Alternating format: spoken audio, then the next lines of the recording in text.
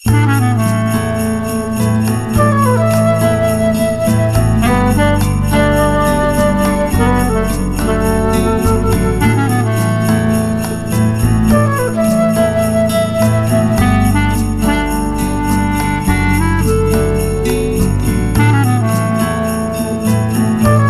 sejahtera untuk kita semua.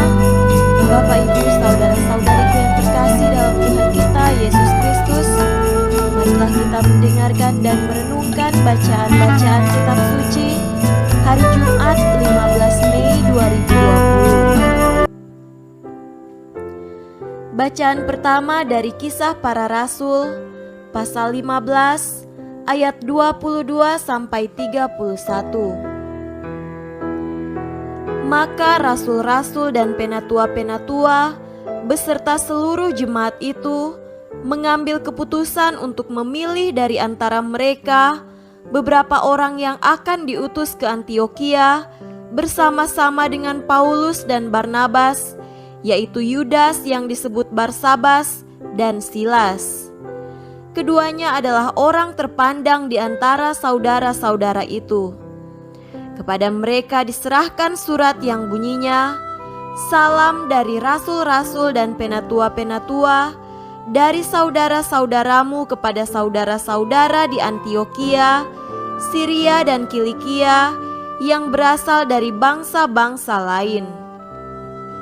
Kami telah mendengar bahwa ada beberapa orang di antara kami yang tiada mendapat pesan dari kami, telah menggelisahkan dan menggoyangkan hatimu dengan ajaran mereka.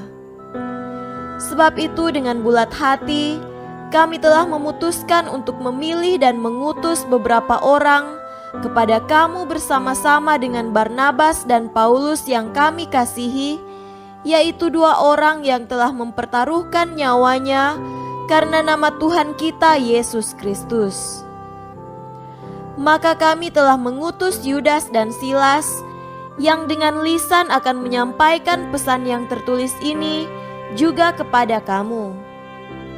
Sebab adalah keputusan Roh Kudus dan keputusan kami supaya kepada kamu jangan ditanggungkan lebih banyak beban daripada yang perlu ini. Kamu harus menjauhkan diri dari makanan yang dipersembahkan kepada berhala, dari darah, dari daging binatang yang mati dicekik, dan dari percabulan. Jikalau kamu memelihara diri dari hal-hal ini, kamu berbuat baik. Sekianlah, selamat." Setelah berpamitan, Yudas dan Silas berangkat ke Antiokhia. Di situ mereka memanggil seluruh jemaat berkumpul, lalu menyerahkan surat itu kepada mereka. Setelah membaca surat itu, jemaat bersuka cita karena isinya yang menghiburkan. Demikianlah sabda Tuhan. Syukur kepada Allah. Tuhan beserta kita sekarang dan selama-lamanya. Inilah Injil Yesus Kristus menurut Yohanes. Dimuliakanlah Tuhan. Injil Yohanes pasal 15 ayat 12 sampai 17. Inilah perintahku, yaitu supaya kamu saling mengasihi seperti aku telah mengasihi kamu. Tidak ada kasih yang lebih besar daripada kasih seorang yang memberikan nyawanya untuk sahabat-sahabatnya. Kamu adalah sahabatku jikalau kamu berbuat apa yang kuperintahkan kepadamu. Aku tidak menyebut kamu lagi hamba, sebab hamba tidak tahu apa yang diperbuat oleh tuannya, tetapi aku menyebut kamu sahabat, karena aku telah memberitahukan kepada kamu segala sesuatu yang telah kudengar dari Bapa-Ku. Bukan kamu yang memilih aku, tetapi akulah yang memilih kamu. Dan aku telah menetapkan kamu supaya kamu pergi dan menghasilkan buah, dan buahmu itu tetap, supaya apa yang kamu minta kepada Bapa dalam namaku diberikannya kepadamu. Inilah perintahku kepadamu, kasihilah seorang akan yang lain. Demikianlah Injil Tuhan. Terpujilah Kristus. Saudara-saudari yang terkasih dalam Tuhan kita Yesus Kristus, tema renungan hari ini adalah kasih yang utuh. Dalam hidup keseharian, kerap kita berjumpa dengan rupa-rupa pengalaman dan pengamatan akan tindakan kasih yang nyata. Ada kasih pada tindakan seseorang yang memberi kepada pengemis di pinggir jalan.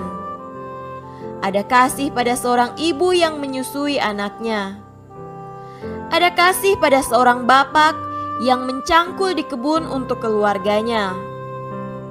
Dan ada pula kasih pada seorang perawat yang mengasuh pasiennya. Tindakan-tindakan luhur itu mencerminkan seseorang yang rela untuk kehilangan dirinya demi orang lain.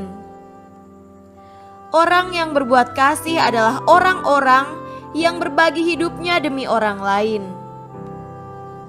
Saudara terkasih, pada hari ini Yesus memberikan sabda yang indah pada kita, yaitu tidak ada kasih yang lebih besar daripada kasih seorang yang memberikan nyawanya untuk sahabat-sahabatnya.